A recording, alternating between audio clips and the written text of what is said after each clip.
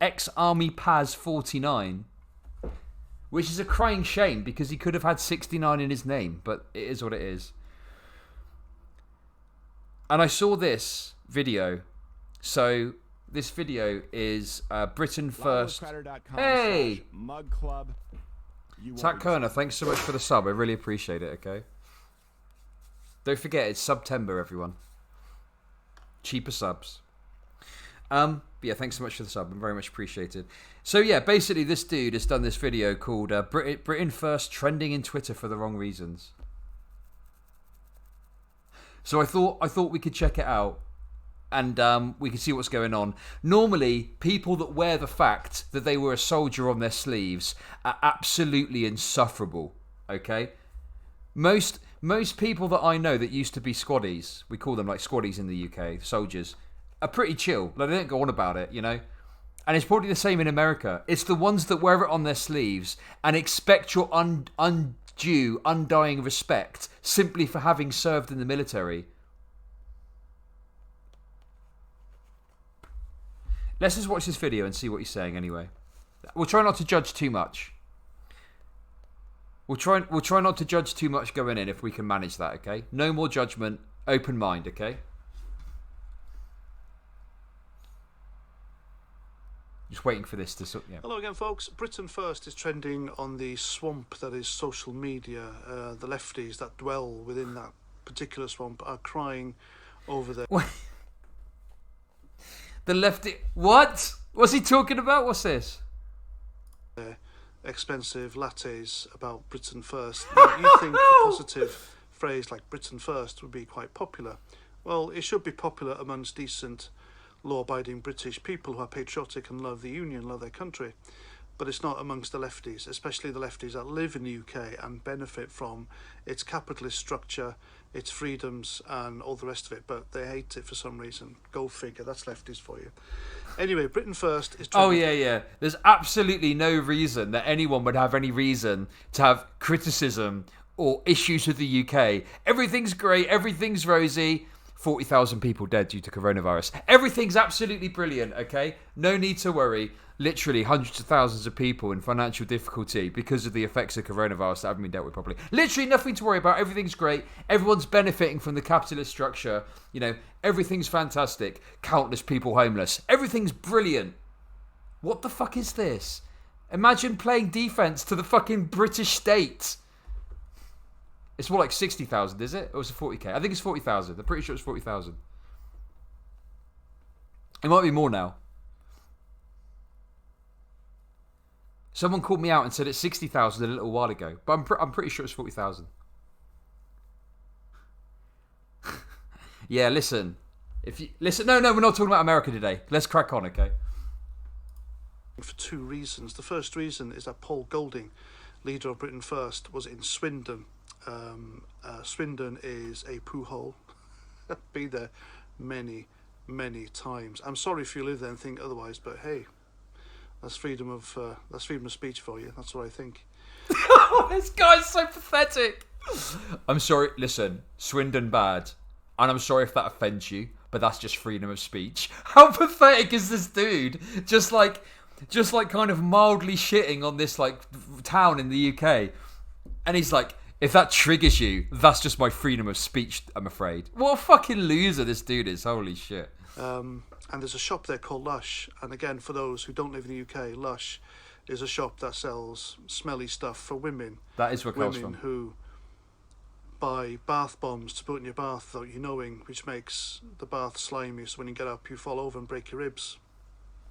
But that's another story for another time. And this particular Lush shop in Swindon had this on the window. This dude is pathetic. pathetic. Don't enter with symptoms of COVID-19, racism, homophobia or transphobia. Now, I don't know about you, but I don't think a real racist will turn up the door and say, excuse me, I'm a racist. Do you mind if I come in? Are they going to say no? Whatever. Like, Paul Golding turns up and a woman just came to the door with a laptop showing the screen and said nothing. Would that stop a racist or a homophobe? Hi, I really hate gays. Wait, I guess they put. Because at first I thought, oh hey Sylph, I guess at first I thought, oh okay, well it's obviously just the company doing some sort of weird like corporate type progressivism, like rainbow capitalism or something like that, right? But I'm assuming that they put the sign up specifically because Paul Golding, who is like, he's kind of like a British kind of Tucker Carlson style of conservative, that sort of level, yeah. So he's he's very far right, you know, anti-Islam, all that kind of stuff. So I guess they put that sign up because he was coming to town, and they just gone into like, I don't know. That's what it seems to be to me. It might be Comrade Jock, but they might have put the sign up because Paul Golding was in town that day. I don't know. But in any case, you know, to kind of make a video about it, I don't know. It just seems silly to me. Like, who cares what some shop did, you know? Can I come into your shop and buy some shit? Hi, I'm a transphobe. I have this thing about transphobes. People who think that other sexes, people who identify as other genders, do you mind if I come in? Of course, I'm not going to tell you. I'm a racist, I'm a homophobe, I'm a transphobe, I'm here to shop. Of course they know.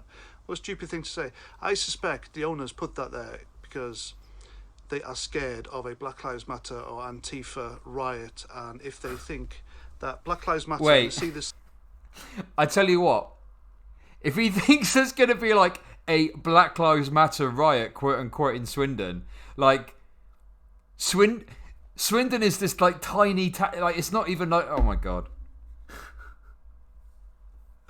Imagine being concerned about, oh, this is totally ridiculous. I presume it's probably because Nigel Farage is there. I don't know for sure. In any case, if it's not that, yeah, it's kind of just dumb, progressive, you know, rainbow capitalism, whatever. Why make a big deal out of it? Do you know what I mean?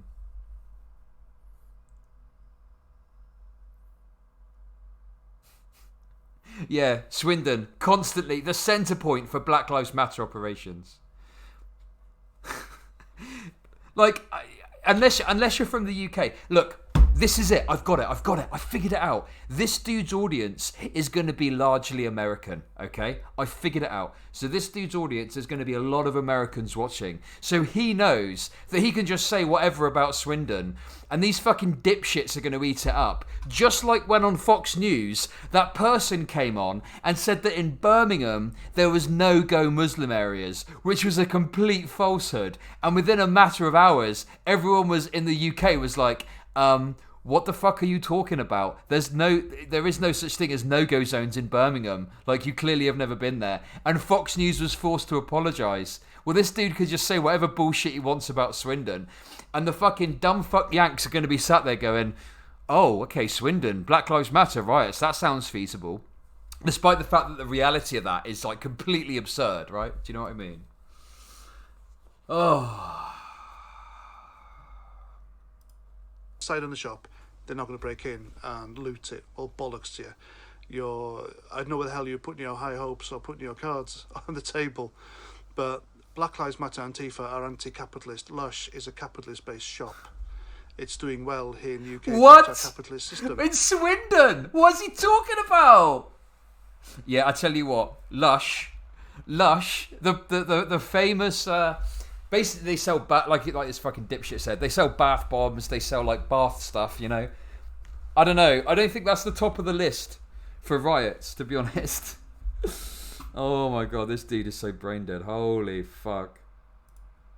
And if they think that Black Lives Matter and Antifa aren't going to loot their shop simply because there's a little virtue signalling sign there, then they're sadly mistaken.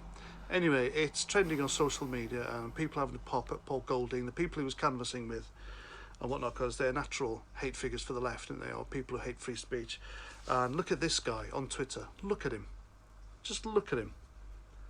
It goes by the name of Some Call Me Flanders. Well, he should be called Some Called Me a Triggered Wet Lefty, because that's what he is. Oh my god, got him! Ha, this guy's called something Flanders. Well, he should be called a Triggered Lefty. Ha, got him! What the fuck is that bullshit roast? He does look like me. This could be me.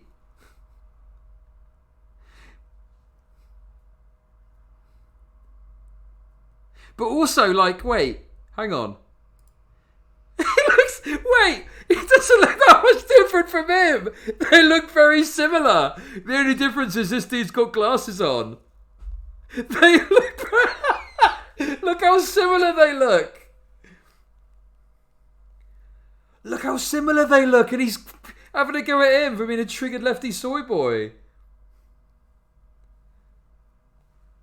They look so similar. Oh my god. He probably wrote this tweet in a niche cafe somewhere, What? drinking latte made with the milk of coming out of a flamingo's breast. Look how long he's taken to think of these roasts. He's taken so long to think of these shit tier roasts. He sat there like, oh yeah, this dude, he probably wrote the tweet in like a coffee, one of those, you know, one of those coffee shop, like a posh coffee shop. Yeah, yeah, you know, like a posh one where they have like you know. They have like a, what is it, like a latte, yeah? This dude is probably sat like in that coffee shop having a latte with milk from like, you know, like from, you know, like, what do you call it? I don't know, like, oh yeah, like, you know, like a latte with milk from a flamingo's breast. Oh, aren't I funny? It took him like fucking 5 minutes to come up with that absolute shit tier roast. Oh my god. This dude is fucking pathetic. I don't know. You know, anything niche and trendy and fucking expensive. Anyway, he wrote, or it wrote, don't know what it identifies that as. Britain first and a convicted terrorist leader, Paul Golding, are losing their snowflake marbles because no one fucking likes them. No one wants them in their shops and no one wants them in the country. If they don't like it, why don't they just leave? I wonder if this douchebag has ever tweeted the same thing about Muslim convicted terrorists. Wait, what? Oh my god. Wonder if this dude's ever I wonder if this dude has ever been abusive to Muslims. What? What's he talking about? Why has he got to tweet this about terrorists? This dude is brilliant. Oh my god. Yeah? Having a go at Paul Godin, are you? When are you going to start having a go at the Muslims? That's basically what he's doing. Oh my god, this is incredible. Convicted Islamic terrorists who don't like this country, it likes the benefits. Of course not, it won't say a fucking word about them, because it's a trendy thing to support, isn't it? That kind of thing. Yeah, obviously what this tweet is doing is it's playing on the meme that right-wingers always do, where they say to people that complain about the country and whatnot, oh, if you don't like it, just leave. He doesn't seem to get it. Jesus. And the second reason Britain First is trending on Twitter is because Lisa Nandy, a Labour minister, has echoed Keir Starmer's desire to embrace British values, culture and people, which is nice. All too little too late, because we all know about Keir Starmer and his complete and utter failure to prosecute the Rotherham grooming gangs and his unwillingness to pursue Jimmy Savile after all the things he allegedly did. Anyway, and it's a good thing, however, that Labour have started going in this direction, because after Jeremy Corbyn and the damage he did to Labour, him and his Marxist, communist, socialist, far left-wing extremist, anti-British, pro-terrorist, oh my god, student politics bullshit, which got people of the... How many words are you going to fit in there, my dude?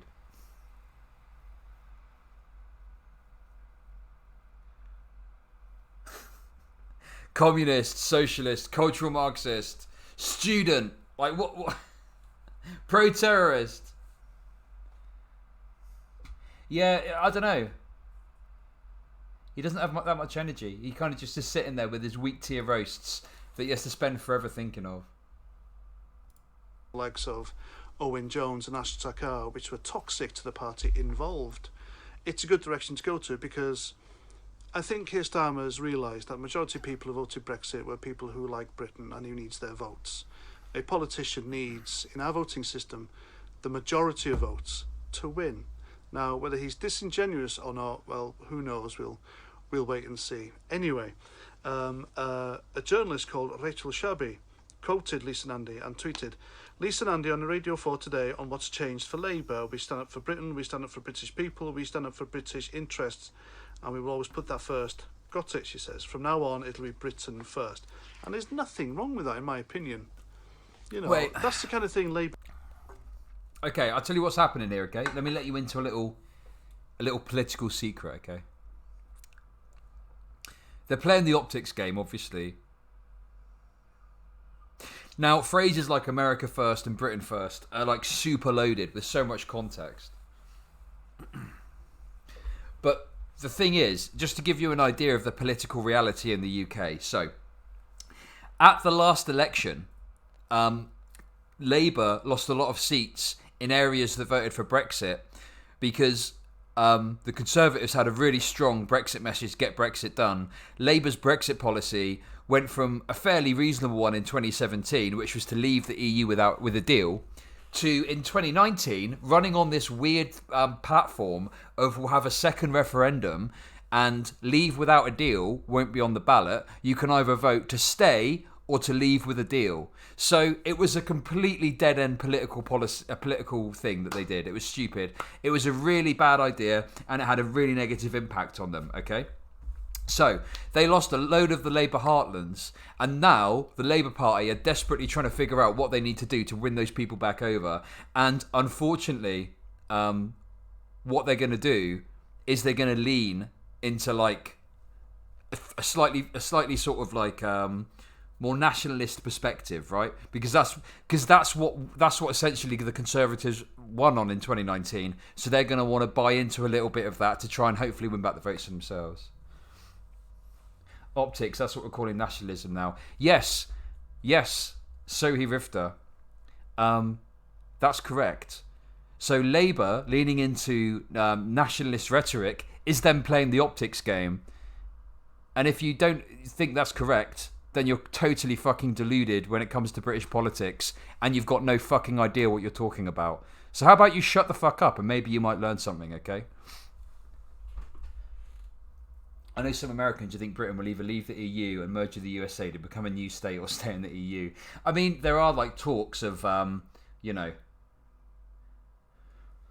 the UK trying to achieve a closer relationship with the US in terms of a trade deal. But that's what's going on here anyway, you know. I know some people will be frustrated, upset, etc. by this. You know, whether you agree or disagree, that in my opinion is what's happening here. They're playing the optics game in order to try and attract back some of these voters that they lost by having such a fucking stupid policy on Brexit in 2019. So yeah. Need to do. Need to go back to the working class voters. Need to appeal to people like me who love Britain. And people like me are in the majority. That's a fact. Rachel Shabby continues. Corbyn's Labour was demonised for championing internationalism. Basically, globalism. All right? And an inclusive collectivism supporting migrant and minority rights. That's the thing. Right? By putting migrants and minority before British people, he lost the vote.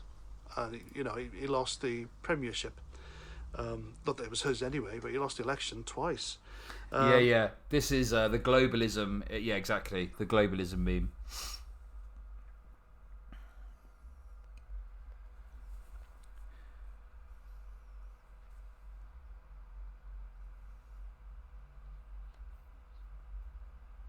And yeah, that's the thing as well. It's very difficult to unwed the concept of Britain first away from some of this far-right rhetoric, because the furthest right party that we really have in the UK is called Britain First. So, I mean, Ireland and the UK, like because of Northern Ireland, have got a famously relations are fairly reasonable at the moment. Obviously, the EU vote caused massive issue because essentially we had this vote on leaving the EU, and the issue with the Irish border hadn't really been considered.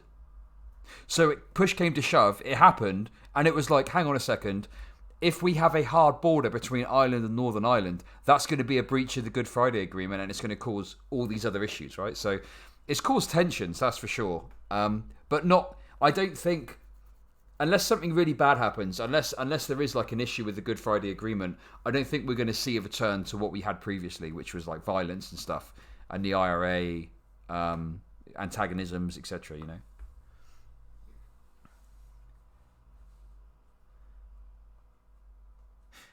Chud, is using the flag of England the right-wing thing outside of football?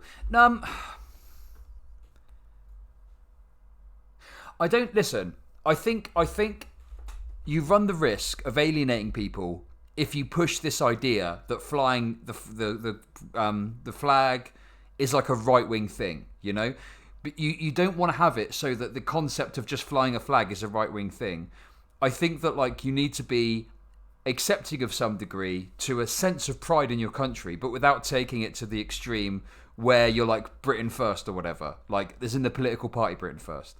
I think you've got to be accepting of a certain degree of people taking pride in their country because that's the kind of normie thing to do, you know. So I wouldn't say that having like a flag or whatever is a right wing thing. There's plenty of people out there who like aren't like hard right or anything, but they just fly the flag because it's what they know or they have it out the window.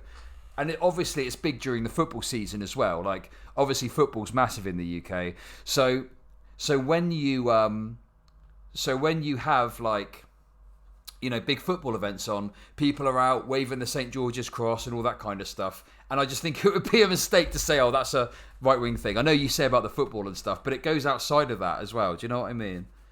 That sense of pride in the national team goes beyond just football and stuff. It's, I don't know. I just think it's very alienating to push this idea that like flying the flag is a right-wing thing, but it can be a sign of that, you know. It's complicated. It's contextual. It's contextual. It's all about the context.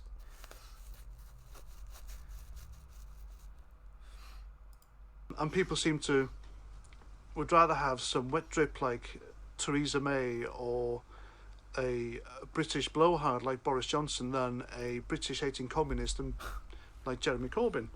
Now it seems Labour is going out of his way to disassociate from those values, and it's a good thing. Labour should disassociate from student left-wing politics. Owen Jones, Ash Sarkar, far left-wing comedians on the telly who hate Britain, Frankie Boyle. What the hell's happened to Frankie Boyle? You know, he used to be funny. I'm going to say funny. I mean, I've got a sick sense of humour. It doesn't take a lot to... much of a talent to say shocking things. That's all he did. He said shocking, sick things. And being an ex-squaddy prison officer, I found that funny. So he appealed to me. But now he's completely anti-British, anti-Brexit, Trump, Boris. It's like he's turned into some left-wing wealthy students. Who knows? He could be the guy behind People's Union of Wales. Who knows? And then the Twitterati scumbags in the swamp tweeted, of course, their hatred for Labour. Frankie Boyle has always been left wing, but it's more recently that he's kind of woven his politics more explicitly into his comedy, I'd say. I know, this dude is just, I don't know.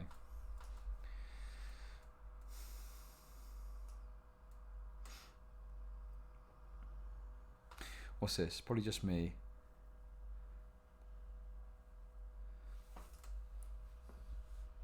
Tweeted, it's probably just me, the newest Labour's screaming patriotism, Britain first or possibly Britain first, I don't know what the difference is there, brings a little sick to my mouth. Could we start with a little dignity in partnership and humility in England, the others are off, and then we might be proud. There's plenty to be proud of about Britain. We're the first nation to abolish slavery. We brought over the Windrush generation. We're not asking the people, by the way, without a referendum. Brought them over. Wait, there was literally, in the last, year, a massive controversy over a bungled handling of citizenships of people from the Windrush generation. And some of them were at threat of, I think some even were sent back.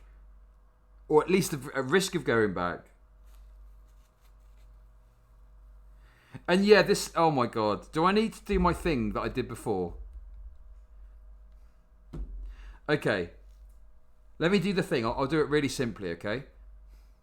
So, if I come up to you every day... If I all of a sudden come up to you every day and started slapping you around the back of the head. Once a day, every day, okay? Let's say I did that for 20 years. So every day, same time, okay? I came to you and I slapped you around the back of the head. Consistently, every day. You'd obviously be rightly annoyed, right? And let's say one day, after 20 years, I decided to stop doing that. And I was like, okay, that's it. I'm not going to slap you around the back of the head anymore. Okay? you'd probably be like, oh my God, thank God for that. That was getting super annoying. But then, imagine if I turned around and said, okay, also, are you going to thank me for like not slapping you around the head anymore? Do I not get any credit for not, like, I have stopped slapping you around the back of the head. I expect a bit of credit for that. Like, what the hell? How rude. You're not going to give me credit for not slapping. Like, do you see what I mean? Like, if you've done a bad thing, you not doing that bad thing at best puts you back in a neutral position. But there's probably consequences that exist as a result of you doing the bad thing that will happen, will exist for years to come. But just the fact of you stopping it isn't something to praise you for or something to celebrate. You were doing the bad thing in the first place that you had to stop doing.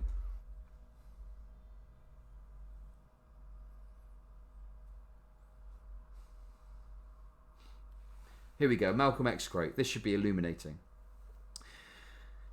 If you stick a knife in my back 9 inches and pull it out 6 inches, there's no progress. If you pull it out all the way out, that's not progress. Progress is healing the wound that the blow made. And they haven't even pulled the knife out, much less healed the wound. They won't even admit the knife is there. Absolutely.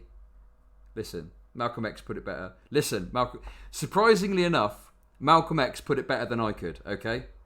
It is what it is. I've got some work to do to get that sort of quote. To help build our country in the 50s, or was it late 40s? Britain has a lot to be proud of, and it's just the lefties with their warped rhetoric who don't like it. Cooler Gorner tweeted, Britain first, said far-right maniac Thomas Meyer, as he murdered Labour MP Joe Cox. Britain first, says Lisa Nandy. It's always Britain first. Got it? Yes, we got it, Nandy. Labour under Starmer is now appealing to the far right. Labour rotten to the core. Yeah. I mean, look, as I said before, if you don't see what I completely appreciate people are going to, be upset about this. Do you know what I mean?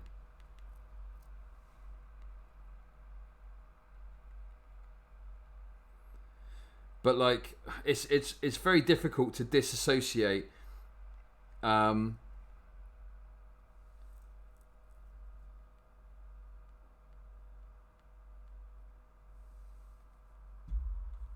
disassociate the phrase Britain first with some of these other things that are being spoken about. It's I think, oh God, there's probably a way that you could word it better than saying Britain first if you want to appeal to like the heartlands or the northern people that you've lost at the last election. I don't know. I think there's probably a better way of phrasing it than to say Britain first. Yeah, it is what it is. They're trying to play the optics game. I mean, what more? I don't know. It is what it is. Like, I don't know what else to say about it. Do you know what I mean? It's not something I would go and tweet about personally. It's just kind of like, yeah, I don't know. It's not even their slogan, Viv. One Labour MP said it. Probably not even thinking properly.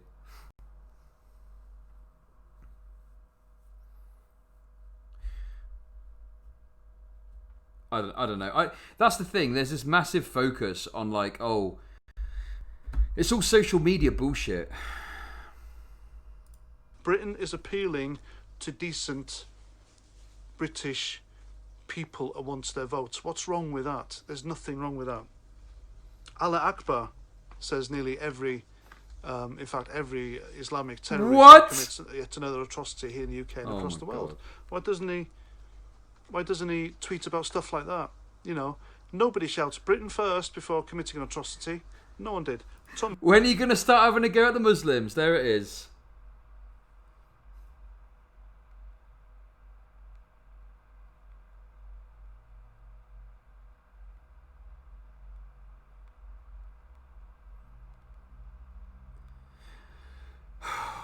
When are you going to start having a go at the bloody Muslims, eh?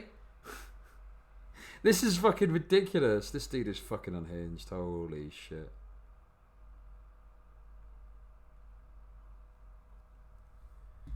Person definitely has no idea about the historical context of Britain first.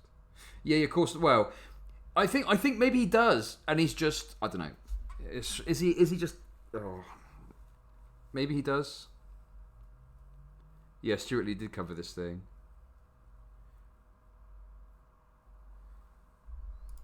Thomas Meyer might have said it, but Thomas Meyer was mentally ill, and of course, that goes against lefties' narrative, isn't it? Oh, okay, right, yeah. The white dude that did the bad thing is mentally ill. Okay, but the Muslim terrorist that commits the atrocity, that's just because they're a Muslim, I guess. As we all know, it's impossible. Oh my god. This is. Oh god. This dude really is something. Look at him. Mentally ill, but a Muslim does that. It's a lone wolf, mentally ill. Bullshit. What? Chris Corney. The prevailing narrative when a Muslim commits a terrorist atrocity amongst the majority of the press is that they were like an Islamist terrorist. It's never that, oh yeah, he was mentally ill. That's never the prevailing narrative. It's only ever the prevailing narrative that they're mentally ill. If it's a white dude, that's the only time that they're like a lone wolf mentally ill person, is when it's a white dude. Holy shit.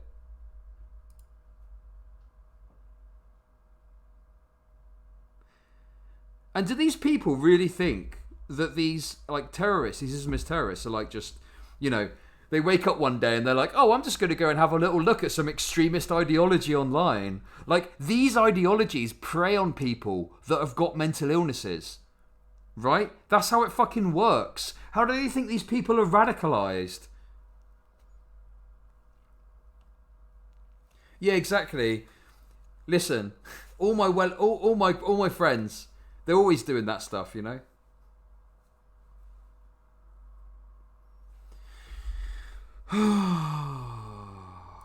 long ago, a Labour MP was shot dead by someone screaming Britain first, and now was the new party slogan. Marvellous. It's not the party slogan, I am glad that Labour are distancing themselves from these people, and I am glad that Labour are going this way. I just wish they had someone better in charge rather than a multimillionaire shifter. Someone like some working class guy with a bit of this and a bit of this and a lot of this for the country. That's what Labour needs. Keir Starmer is toxic still.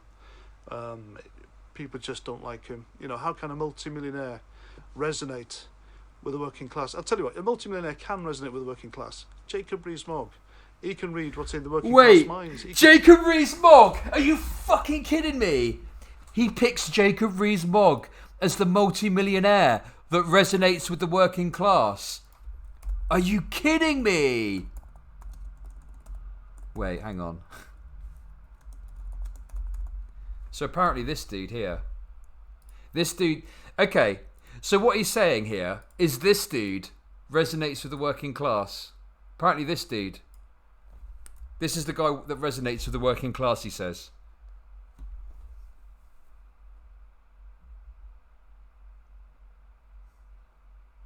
Look at him. Does that look like the kind of dude that's gonna be down your local boozer having a pint? Look at him. Just your average Joe. Yeah, he literally looks like the Monopoly man. That's the working class guy. I mean, these people are deluded. They'll just sell themselves whatever they have to. Oh yeah, if there's a multi-millionaire I can think of that resonates with the working class, down to earth, salt of the earth, it's Monopoly Man. I mean, can resonate with them because he says what we think, and he's got the bollocks to say it. Meanwhile, working class lefty Labour doesn't. And that's what's the difference is, and that's that. So Britain First should be trending on Twitter for good reasons, for better reasons, but it doesn't. It's just the lefties who hate it. And that's that. Anyway, that's my video. Hope you like. Please comment, share, subscribe. Till the next one. Roger Trout.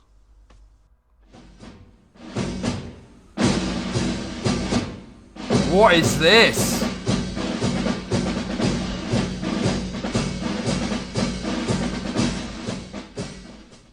Jesus Christ, that's cringe. Look at that cringe.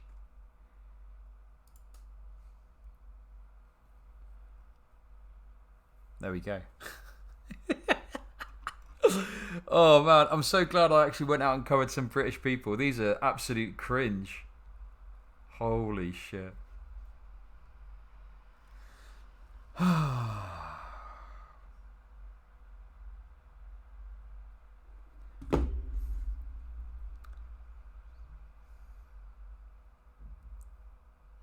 Graphic design is my passion. Yeah, I know. Look at that. Look, wait. Look at Boris's hand. Look at this cropping. Can I zoom in? Look at that crop job. He's had a big chunk out of his head. And his hand is like, he's done a right pig's ear here. Donald Trump hasn't got a thumb anymore.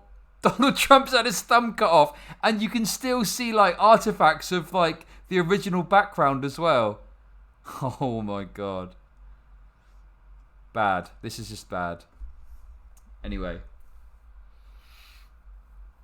Okay. That's it. What a ridiculous video.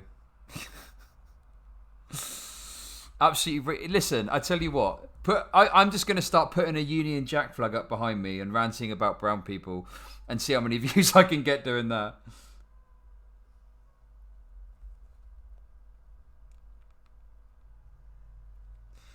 Oh. Okay.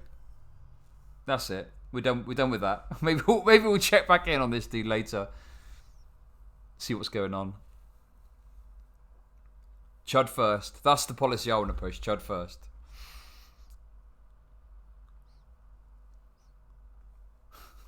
Cringe. Final points. Absolute cringe lord with absolute shit tier jokes that it takes 5 minutes to think up. Thinks everyone's a loony lefty. That's it. Listen. The comments are going to be what we expect. Frankie Ball is a multi-millionaire.